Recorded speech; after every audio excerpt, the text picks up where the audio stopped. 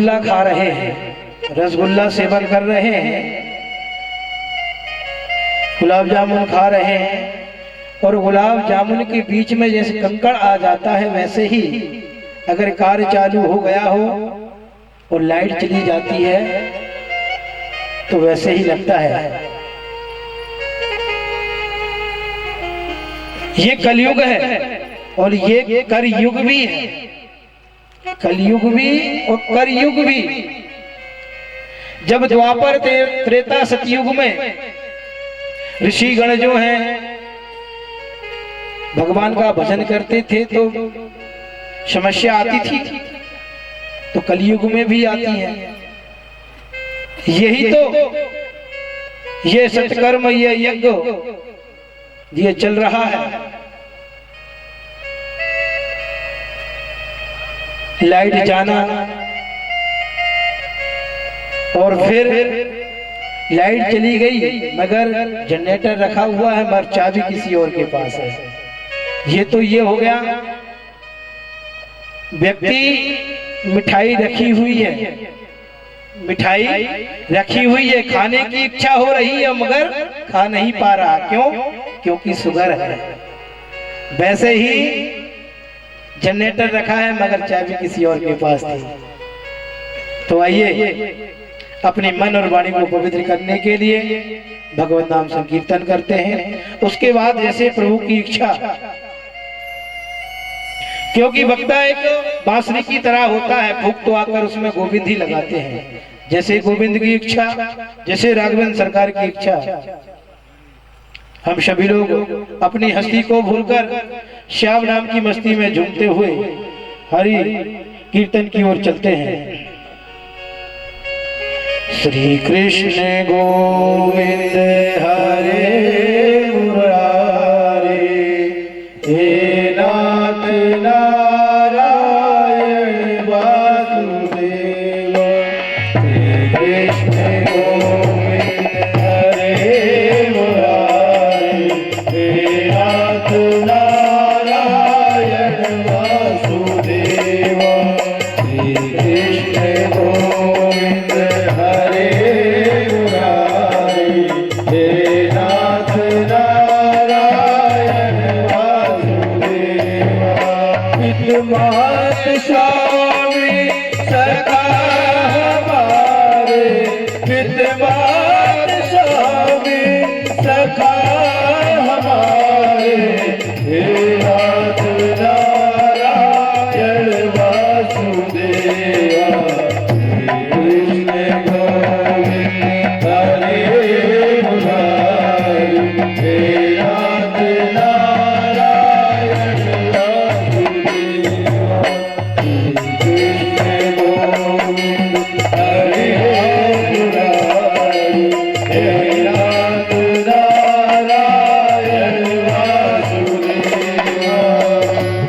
सभी लोग ताली की सेवा करते हुए श्री राम जय हो गए।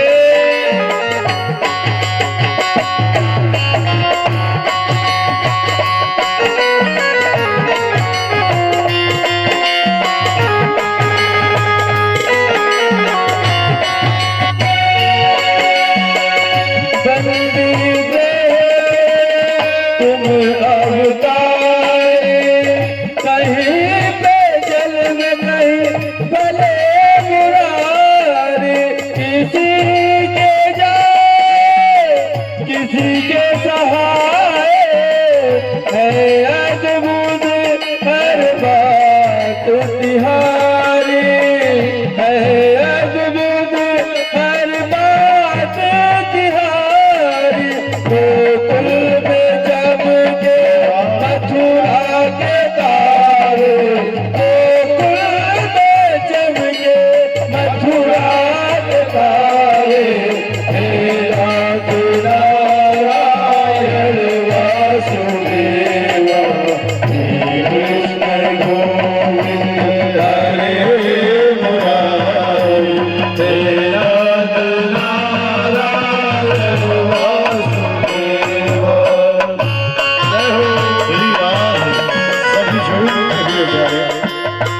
दिव्य ठाकुर जी के चरणों में अपनी सेवा देते हुए बड़े आनंद से, क्योंकि यह दरबार भगवान का ऐसा है कि यहाँ पर ताली की सेवा करते हुए जो कीर्तन कर ले उसकी समस्त मनोकामनाएं ठाकुर जी महाराज पूरी करते हैं। इसलिए सभी झूमते हुए अपनी हस्ती को भूल करके श्याम रंग की मस्ती में डूबते हुए श्री राधे।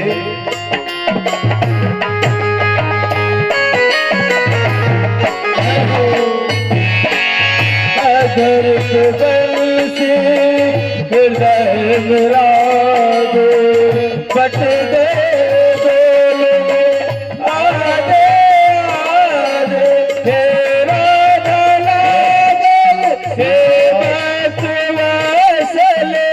सदैव भक्तों के काम सारे, सदैव भक्तों के काम सारे। कहीं पे जाए कहीं पे चढ़ाए, कोई अद्भुत हर बात तिहारी, अद्भुत हर बात तिहारी। गोविंद हरे मुरारी, हे राधे नारायण वासुदेवा, श्री कृष्ण गोविंद हरे मुरारी, हे राधे नारायण वासुदेवा। पुत मात स्वामी सदा हमारे, पुत मात स्वामी सदा हमारे, हे राधे नारायण वासुदेवा, श्री कृष्ण गोविंद हरे मुरारी, हे राधे नारायण वासुदेवा, श्री कृष्ण गोविंद हरे मुरारी, हे राधे नारायण वासुदेवा, श्री कृष्ण गोविंद हरे मुरारी, हे राधे नारायण वासुदेवा। राधे कृष्ण राधे राधे कृष्ण राधे कृष्ण राधे कृष्ण राधे राधे कृष्ण राधे कृष्ण राधे कृष्ण राधे राधे कृष्ण कृष्ण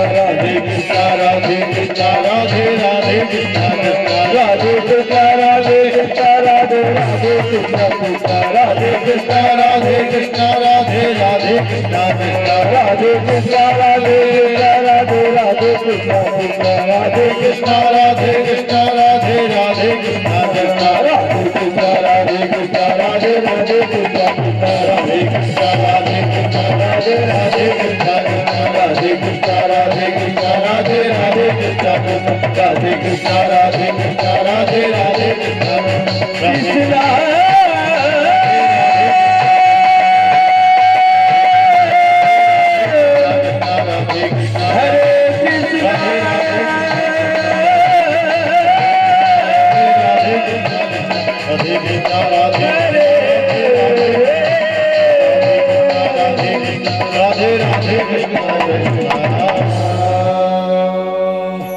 बोलिए नारायण भगवान की जय हो। तो जब सनत कुमार भक्ति ज्ञान वैराग्य और नारद जी को कथा श्रवण करा रही है, तो नारद जी ने प्रश्न किया कि हे प्रभु, ये श्रीमद् भागवत जो आप श्रवण करा रहे हो, इस कथा से और क्या हो सकता है? इसे श्रवण करने से कौन कौन व्यक्ति किस किस की तृप्ति होती है? तब नारद जी से सनत कुमार कहने लगे कि हे नारद, ये कथा केवल मानवों के लिए नहीं, इस कथा को बड़े से बड़ा प्रेत भी अगर सुन लेता है तो उसकी मुक्ति हो जाती है। तो मैं हे नारद, तुम्हें ऐसी ही एक कथा, सुंदर कथा मैं आपको श्रवण करा रहा हूं। ध्यान पूर्वक आप उस कथा का सेवन कीजिए। तब सनत कुमारों ने नारद जी से कहा, तुंगभद्रा तटे पूर्वे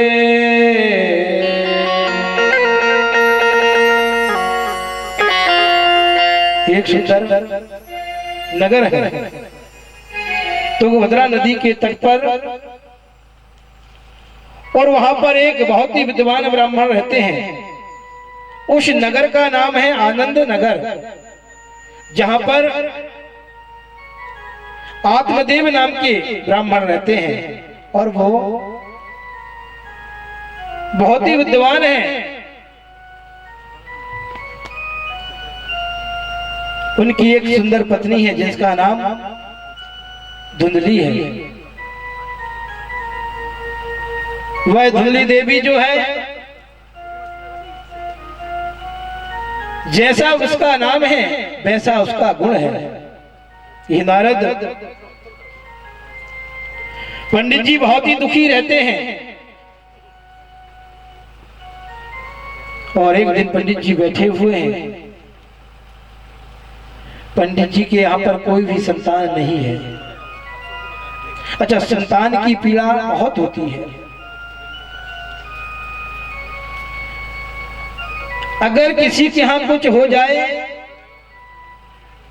तो मोहल्ले वाले जो लोग हैं ना, वह बार बार आते हैं और एक ही बात पूछते हैं, कोई भी अगर हमसे गलत हो जाए। ऐसे ही आत्मदेव जी के पास आत्मदेव जी बैठे हैं और आत्मदेव जी के पास जाते हैं और पूछते हैं, क्यों पंडित जी आपके यहाँ पर ये तुलसी का वृक्ष लगा है, ये क्यों सूख जाता है?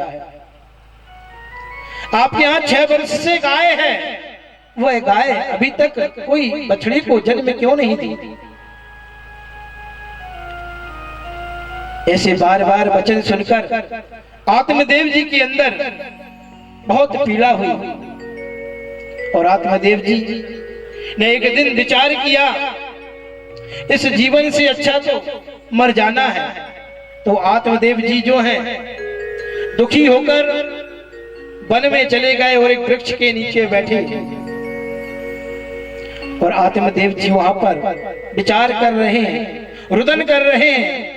तभी वहां पर एक संत ब्राह्मण ने आत्मदेव जी को देखा, और आत्मदेव जी को देखकर कहा, ये तो कोई विप्र है और ये मुख से लगता है कि ये बहुत विद्वान है। तभी वह आत्मदेव जी के पास पहुंचे और आत्मदेव जी से कहा कि हे विप्र, आप रुदन क्यों कर रहे, कारण क्या है? तभी आत्मदेव जी ने कहा कि हे भगवान, मेरे यहाँ पर संतान नहीं है। मैं जो भी वृक्ष लगाता हूँ वह वृक्ष सूख जाता है।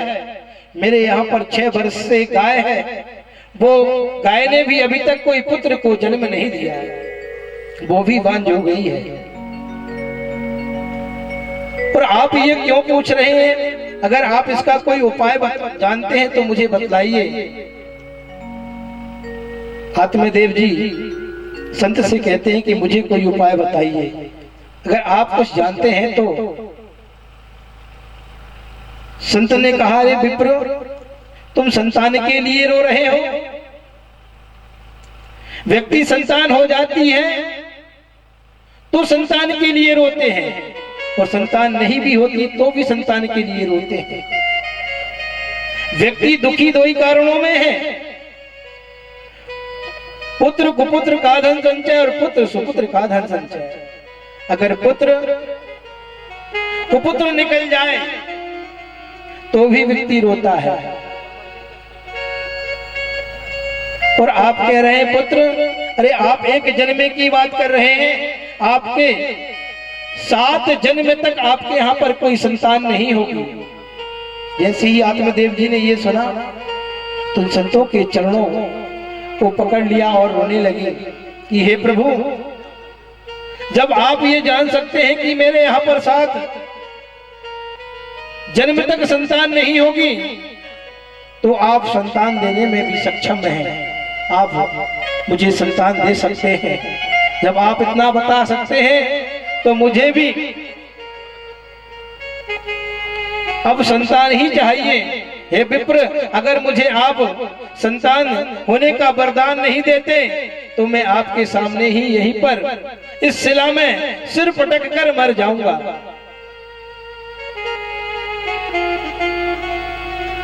संत भगवान ने बहुत समझाया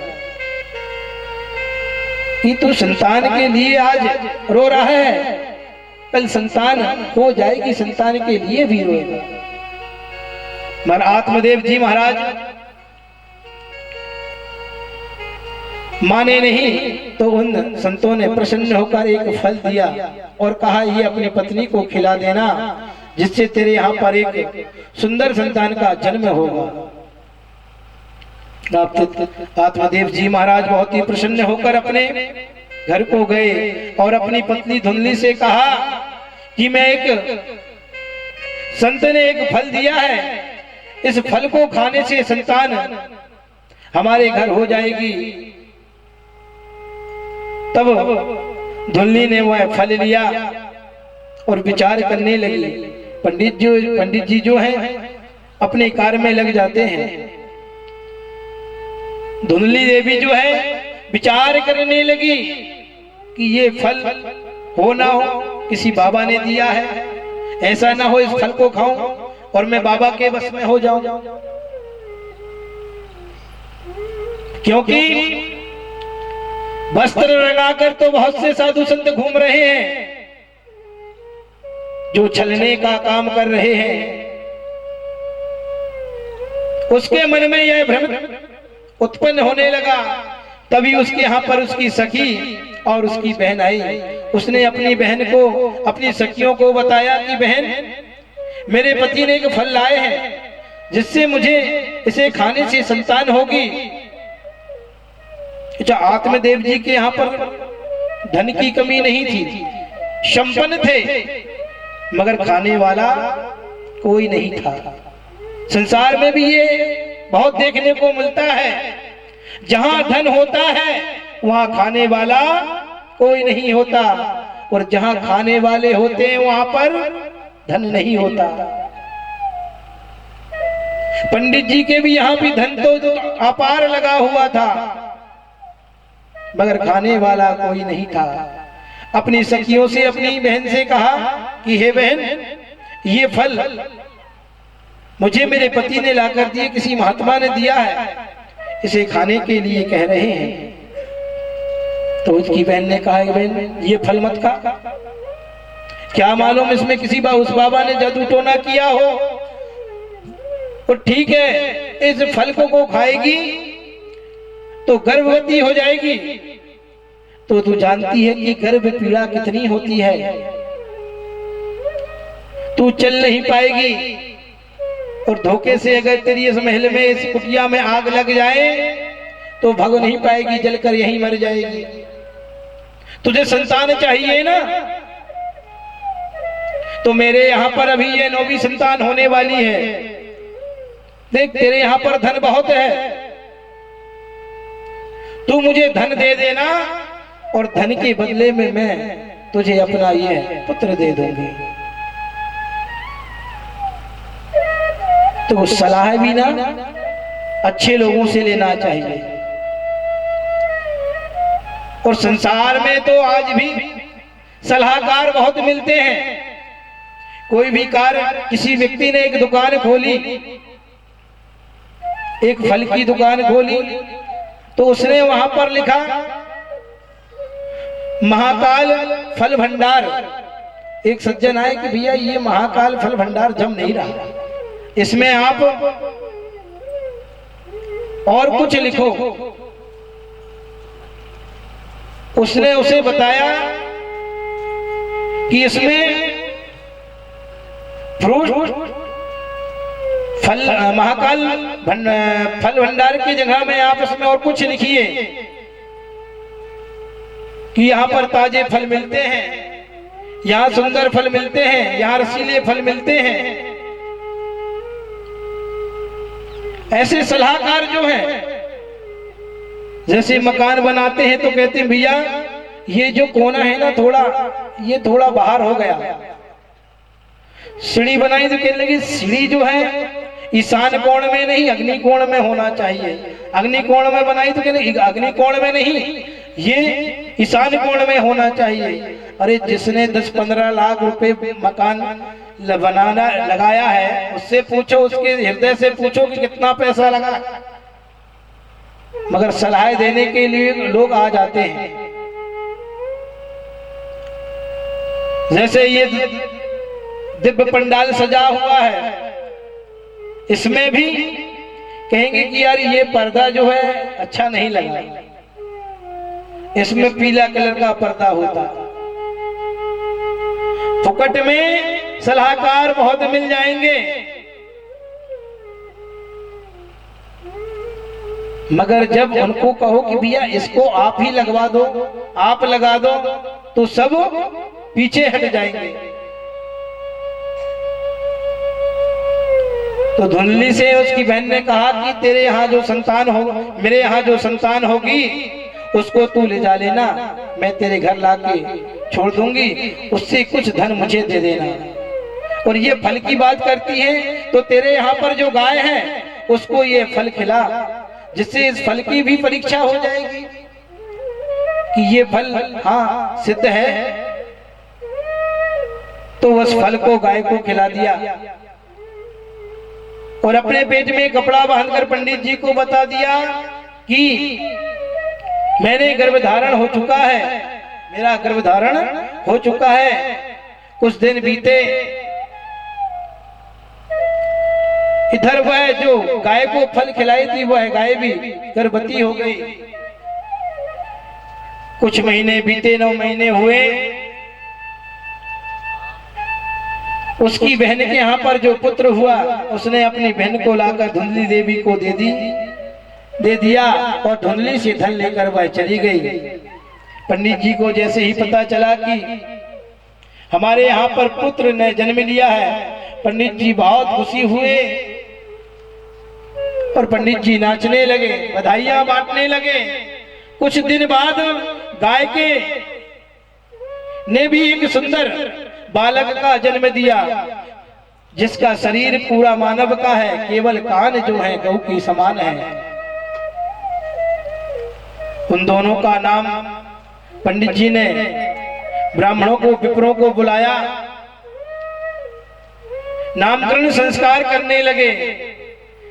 तब पंडित जी ने सोचा मेरे पुत्र का नाम, जब मेरा नाम आत्मदेव है तो भगवान परमात्मा के नाम से मिलता जुलता मेरा नाम है, तो मेरे पुत्र का भी नाम जो है वह भगवान के नाम से मिलता जुलता होना चाहिए।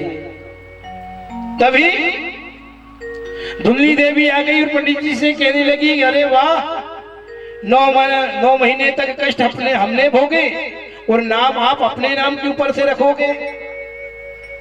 ऐसा नहीं होगा, क्योंकि मेरे पुत्र का नाम मेरे नाम की मिलता जुलता होगा।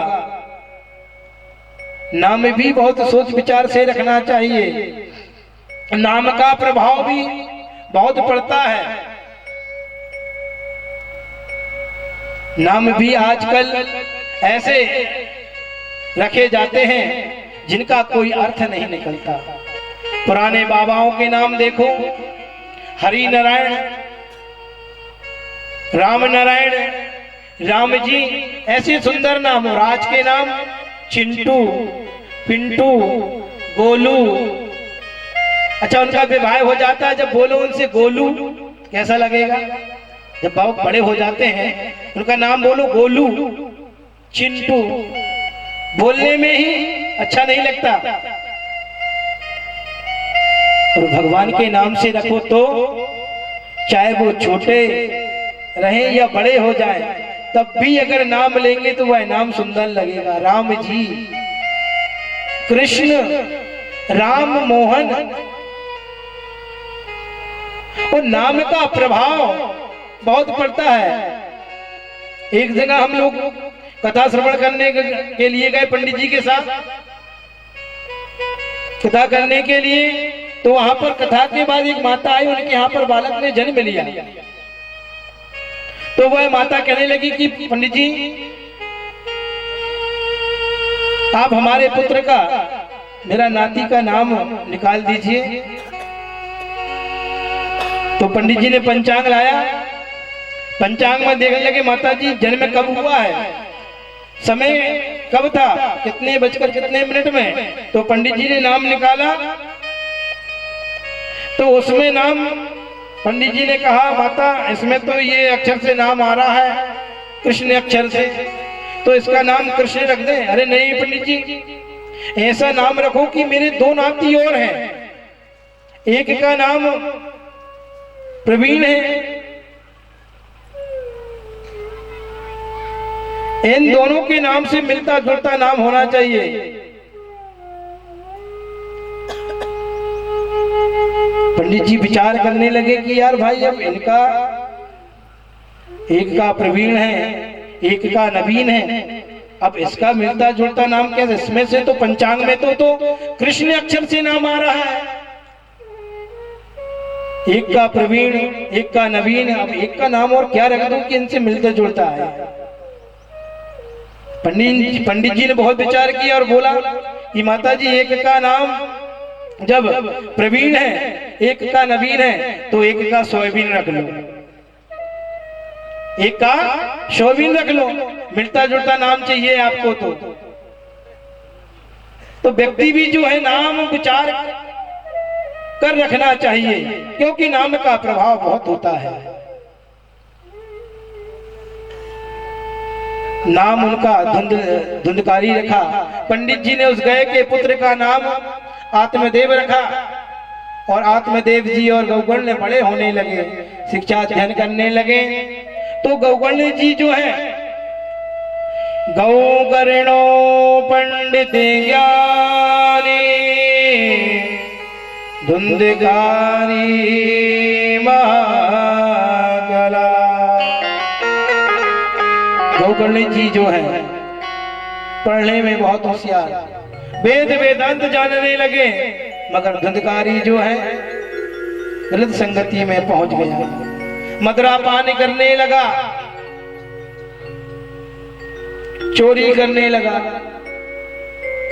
एक दिन आत्मदेव जी घर में आकर देखा बैठे, बहुत दुखित हुए।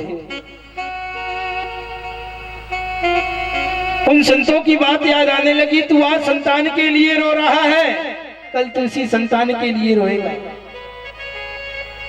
वह याद कर कर वह रो रहे हैं कि बताओ, मेरा स्वर्ग जैसा मंदिर घर, जिसको मेरे पुत्र इस धुंधकारी ने नरक बना दिया है। रुदन कर रहे हैं। आत्मदेव जी आए। आत्मदेव जी ने कहा, पिताजी आप ये क्या कर रहे हैं, क्यों रो रहे हैं। आत्मदेव जी ने जब उनको उपदेश देना चाहा तो कहा, बेटा क्या बताऊं, यह स्वर्ग जैसा मेरा घर था, मंदिर था, इसमें इस धुंधकारी ने नरक बना दिया है।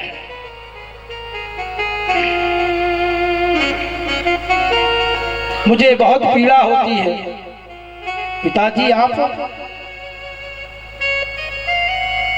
आप जो है इसमें क्यों उलझे हुए हो कि ये मेरा है, ये मेरा है। यहाँ संसार में कौन किसी का नहीं, कोई किसी का नहीं है।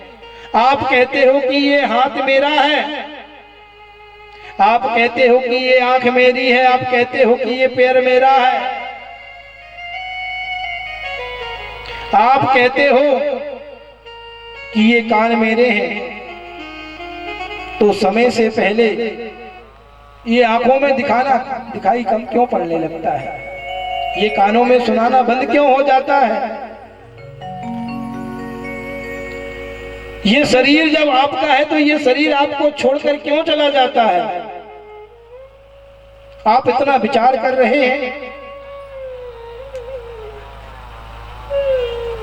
पिताजी आप तो केवल भगवत नाम कीर्तन कीजिए, प्रभु का भजन कीजिए, जिसमें आपको मुक्ति मिलेगी और प्रभु के नाम उच्चारण से आपका जीवन जो है सुधर जाएगा। आत्मदेव जी को ऐसे उपदेश देकर गौकर्ण जी महाराज भी बनारस पढ़ने के लिए चले जाते हैं और इधर आत्मदेव जी भी वन में जाकर भगवान का भजन करने लगते हैं।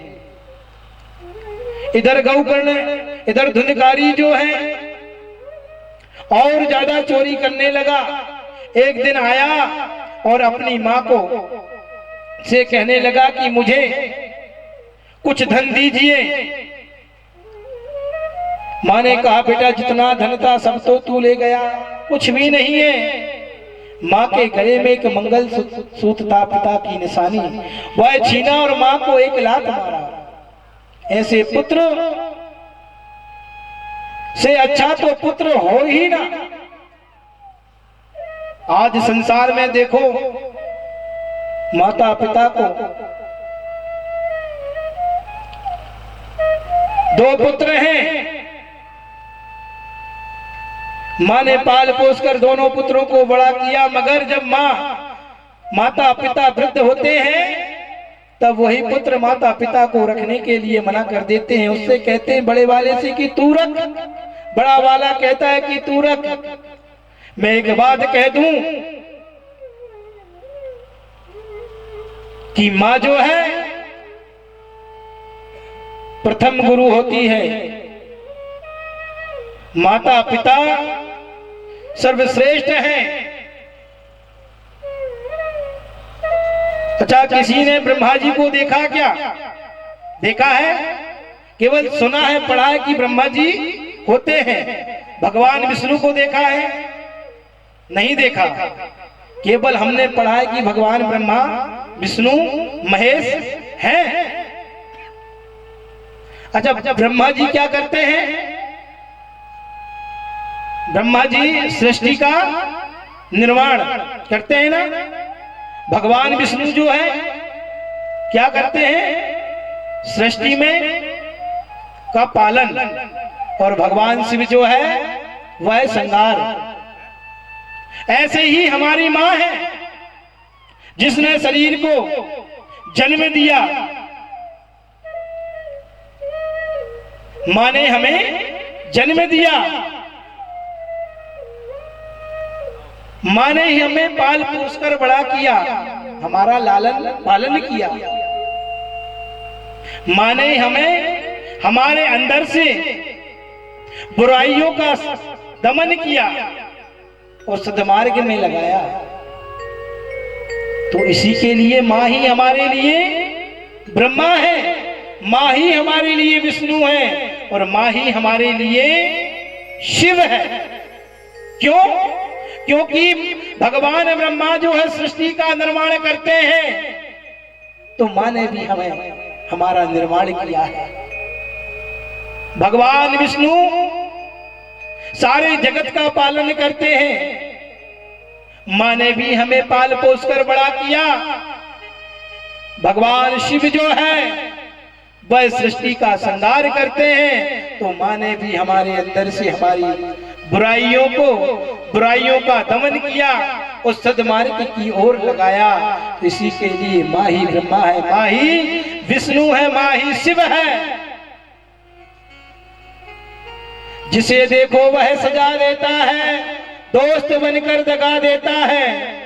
जिसे देखो वह सजा देता है, दोस्त बनकर दगा देता है। दुनिया में केवल प्यारे माँ का दिल एक ऐसा दिल है जो मुफ्त में दुआ देता है, जो मुफ्त में दुआ देता है। केवल माँ का दिल है। संसार में और कोई का दिल ऐसा दिल नहीं है जो मुफ्त में दुआ देता हो। किसी महान हस्ती के पास चले जाना, किसी संत के पास चले जाना, कहीं भी आप चले जाना, केवल आपको देखेंगे कि ये कितनी मोटी गड्डी डाल रहा है, जब आशीर्वाद मिलेगा। पुत्र नौकरी करने के लिए जाता है, ड्यूटी जाता है सुबह 8 बजे। जब तक पुत्र घर ना आ जाए, जब तक मां को चिंता होती है कि मेरा पुत्र अभी तक आया क्यों नहीं। क्या मालूम कुछ खाया या नहीं। पत्नी एक तरफ सो जाएगी, मगर जब पुत्र 12 बजे रात को 11 बजे रात को भी घर आएगा तो मां की नींद लगती नहीं। मां कहती है बेटा बहुत देर लगा दी, अभी तक तू कहां था। कोई पूछेगा नहीं मां के अलावा।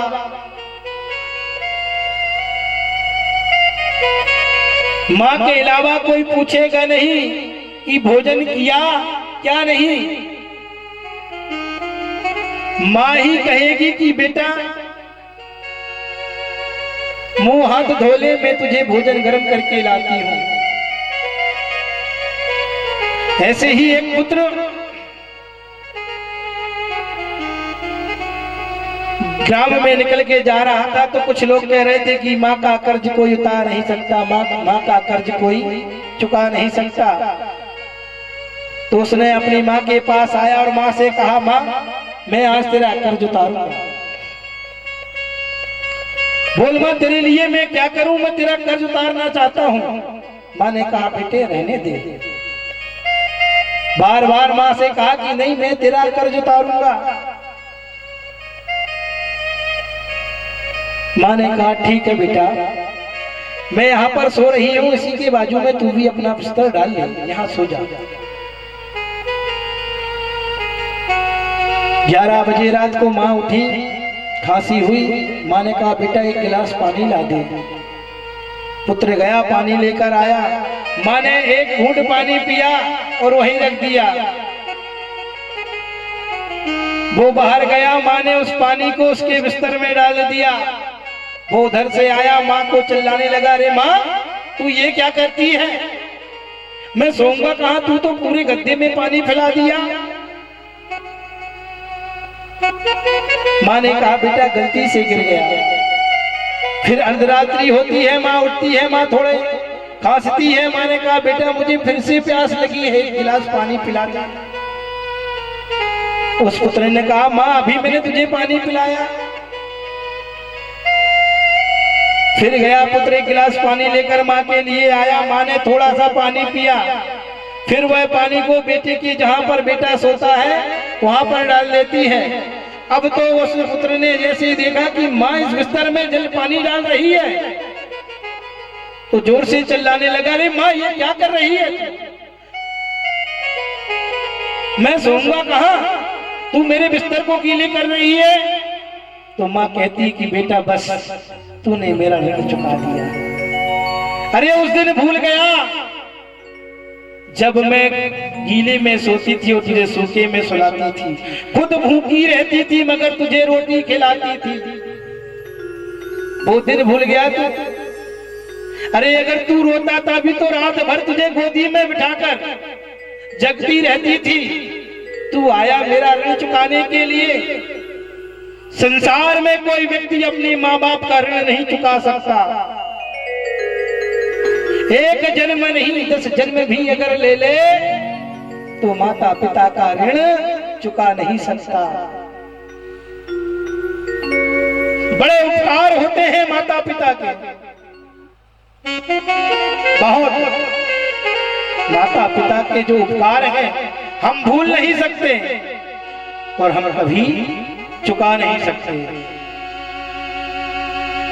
माँ बाप से बढ़कर जग में नहीं दूजा कोई खजाना, जिसने तुझे जन्म दिया है दिल उसका नहीं दुखाना।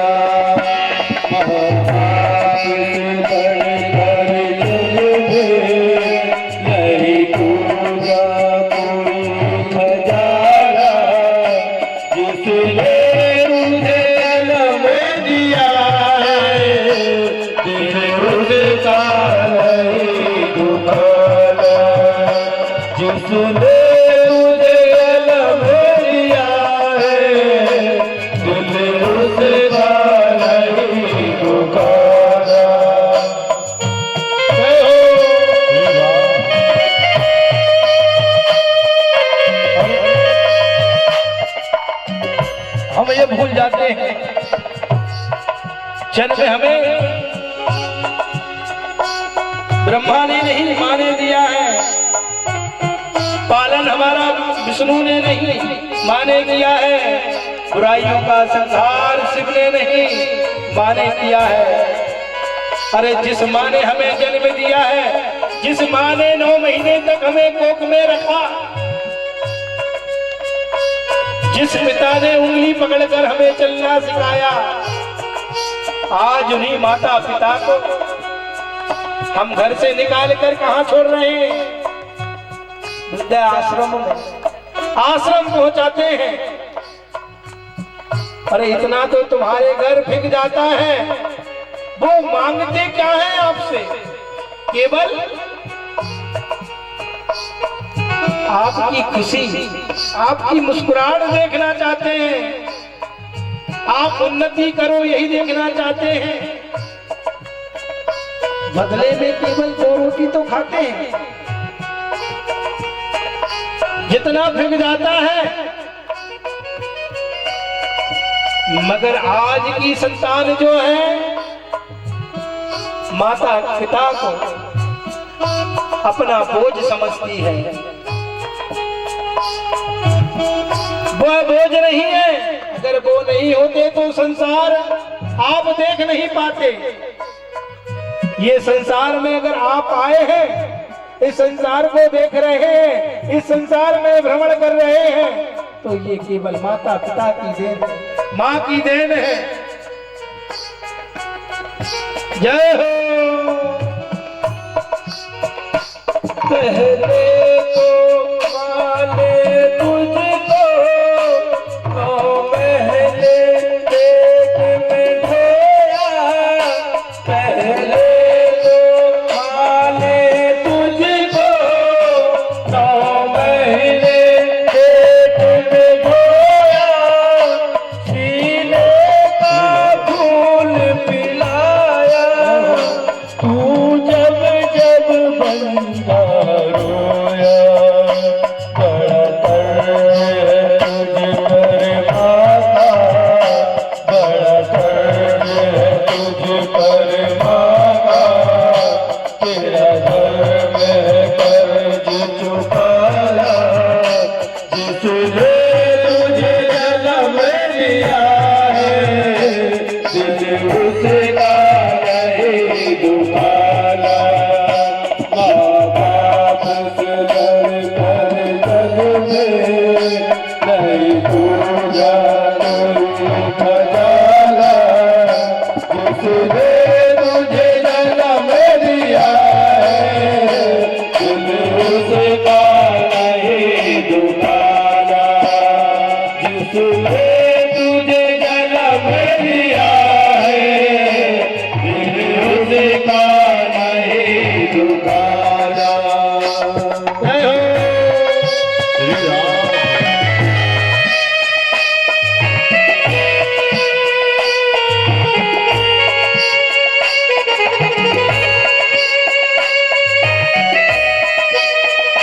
ताली की सेवा करते हुए प्यारे, आज किसी समारोह में अगर आप जाओगे, अगर बालक का मुंह अगर भुड़ जाता है, नाक आ जाती है, तो माँ ये नहीं देखती कि ये साड़ी 2000 की है या 4000 की है। कभी ये नहीं देखती, तुरंत लेती ही अपना पल्ला और पुत्र के मुंह पोंछ देती है, नाक पोंछ देती है। कभी ये नहीं देखती, कभी माँ ने ये नहीं सोचा कि 4000 की या 10,000 की साड़ी पहनी है, गंदी हो जाएगी। मगर पुत्र जो है आज के माता पिता के लिए बोझ समझते हैं। दुराचारी,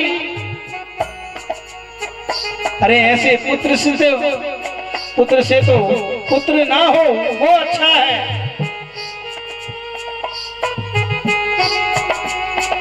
पुत्र हो तो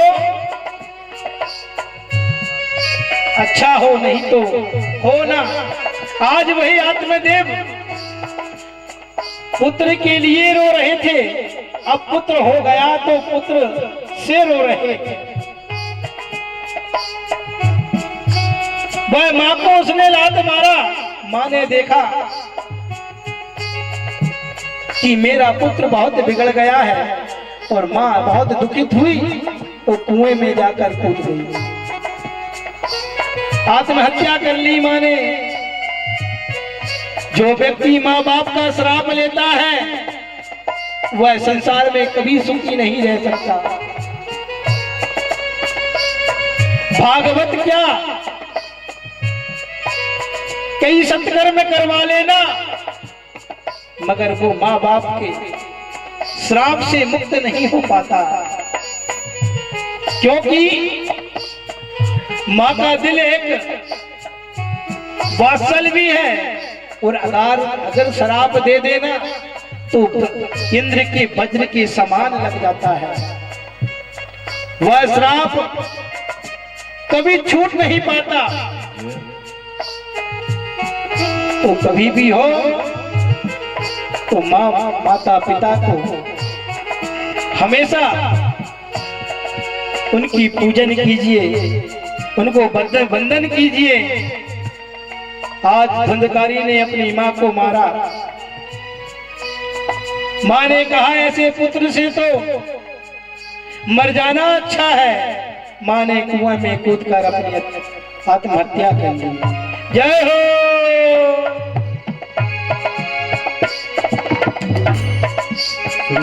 दिन रात तुझे तेरी मां ले बाहों में अरे झुलाया। दिन रात तुझे तेरी मां ने बाहों में अरे झुलाया। दिन रात तुझे तेरी मां ने बाहों में अरे झुलाया। दिल रात तुझे तेरी मां ने बाहों में अरे झुलाया। खुद गीले में मां से सूखे में तुझे सुलाया। तू भी दुख देकर कभी रुलाया।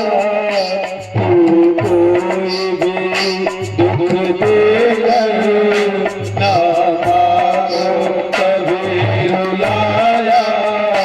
जिसने तुझे जन्म दिया है दिल उसका नहीं दुखाना। मां बाप से बढ़कर जग में नहीं पूजा कोई खजाना। जिसने तुझे जन्म दिया है दिल उसका नहीं दुखाना। जिसने तुझे जन्म दिया है दिल उसका नहीं दुखाना। सभी लोग ताली की सेवा करते हुए जय हो।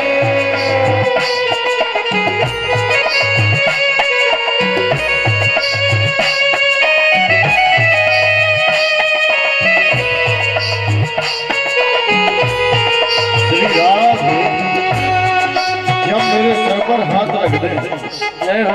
जब मेरे सर पर हाथ रख दे तो मुझे हिम्मत मिल जाती है। माँ बाप के ही पैरों में मुझे जन्नत मिल जाती है। माँ बाप के हाथ पकड़ कर रखिए, लोगों के पांव पकड़ने की प्यारे कभी जरूरत ही नहीं पड़ेगी। बोलिए वृंदावन बिहारी लाल की। माँ बाप की शरण से बढ़कर कोई स्वर्ग नहीं है दूजा। माँ बाप की शरण से बढ़कर कोई दूध नहीं है दूजा। सब छोड़ के तीरथ बंदे कर ले माँ बाप की पूजा।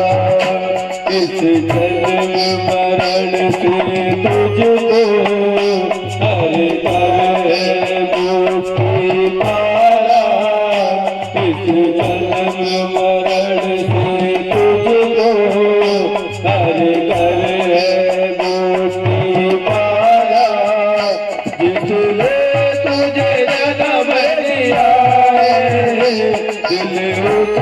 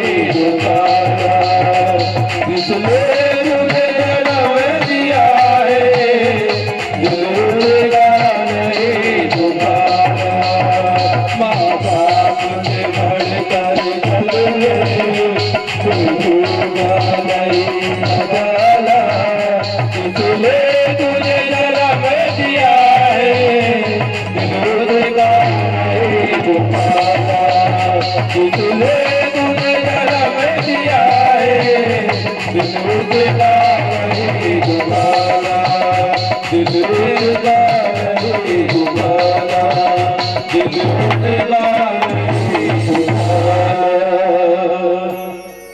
बोलिए राधे भगवान की जय हो, हरे कृष्ण भगवान की जय हो। माँ ने आत्महत्या कर ली और धंधकारी जो है और चोरी करने लगा, मदरापान करने लगा।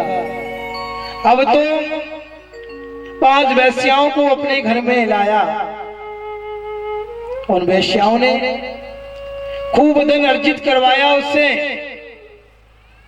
और जब उनके पास अधिक धन हो गया तो उन्होंने विचार किया कि अब तो यह राजा के यहाँ भी चोरी करने के लिए जाने लगा।